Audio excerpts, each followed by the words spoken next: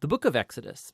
It's the second book of the Bible, and it picks up the storyline from the previous book, Genesis, which ended with Abraham's grandson, Jacob, leading his large family of 70 people down to Egypt. Now, Jacob's 11th son, Joseph, had been elevated to second in command over Egypt, and he had saved his whole family in a famine. And so Pharaoh, the king of Egypt, offered the family to come live there as a safe haven. And so eventually Jacob dies there in Egypt, and Joseph and all his brothers do too.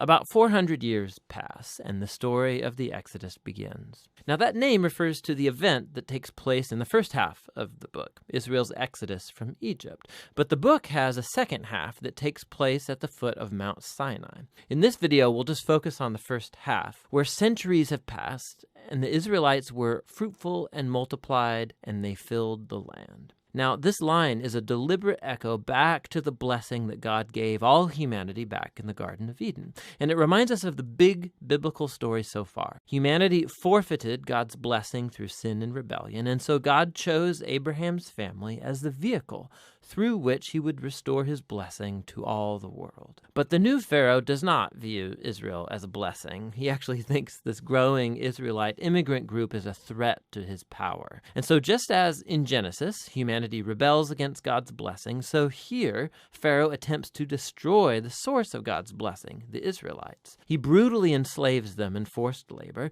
and then he orders that all the Israelite boys be drowned in the Nile River. Now, Pharaoh, he is the worst character in the Bible so far. His kingdom epitomizes humanity's rebellion against God. Pharaoh has so redefined good and evil according to his own interests that even the murder of innocent children has become good to him. And so Egypt has become worse than Babylon from the book of Genesis. And so now Israel cries out for help against this new Babylon, and God responds.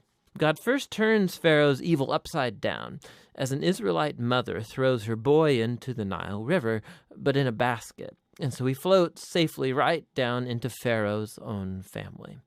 He's named Moses, and he grows up to eventually become the man that God will use to defeat Pharaoh's evil. In the famous story of the burning bush, God appears to Moses and commissions him to go to Pharaoh and order him to release the Israelites. And God says that he knows Pharaoh will resist, and so he will bring his judgment on Egypt in the form of plagues. Then God also says that he will harden Pharaoh's heart. And so we're introduced into the next main part of the story, the confrontation between God and Pharaoh. Now, what does this mean that God says he'll harden Pharaoh's heart?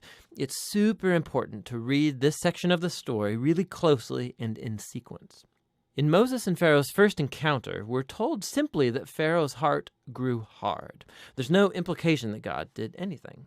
And so in response, God sends the first set of 5 plagues, each one confronting Pharaoh and one of his Egyptian gods. And each time, Moses offers a chance for Pharaoh to humble himself and to let the Israelites go. But after each plague, we're told that Pharaoh either hardened his heart or that his heart grew hard. He's doing this of his own will. And so eventually, it's with the second set of 5 plagues that we begin to hear how God hardened Pharaoh's heart. So the point of the story seems to be this. Even though God knew that Pharaoh would resist his will, God still offered him all of these chances to do the right thing. But eventually, Pharaoh's evil reaches a point of no return. I mean, even his own advisors think that he has lost his mind. And it's at that point that God takes over and bends Pharaoh's evil towards his own redemptive purposes. God lures Pharaoh into his own destruction as he saves his people, which is what happens next. With the final plague, it's the night of Passover, and God turns the tables on Pharaoh. Just as he killed the sons of the Israelites, so God will kill the firstborn in Egypt with a final plague. But unlike Pharaoh, God provides a means of escape through the blood of the Lamb. And here the story stops and introduces us in detail to the annual Israelite ritual of Passover. On the night before Israel left Egypt, they sacrificed a young, spotless lamb and painted its blood on the doorframe of their house. And when the divine plague came over Egypt, the houses covered with the blood of the lamb were passed over, and the son spared. And so every year since, the Israelites have reenacted that night to remember and to celebrate God's justice and his mercy.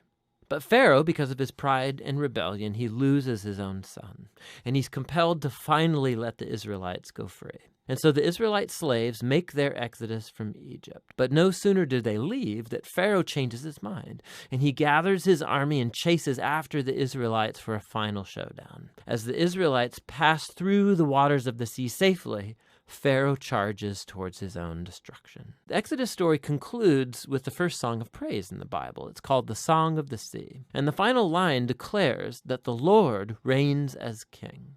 And then the song retells in poetry what the story of God's kingdom is all about. It's about how God is on a mission to confront evil in his world and to redeem those who are enslaved to evil. God is going to bring his people into the promised land where his divine presence will live among them. This story is what it looks like when God becomes king over his people. So after the Israelites sing their song, the story takes a sharp turn. The Israelites, they're trekking through the wilderness on their way to Mount Sinai, and they're hungry, they're thirsty, and they start criticizing Moses and God for even rescuing them. They say they long for the good old days in Egypt. I mean, it's crazy. So God graciously provides food and water for Israel in the wilderness, but these stories, they cast a dark shadow. And we begin to wonder, could it be that Israel's heart is just as hard as Pharaoh's? We shall see.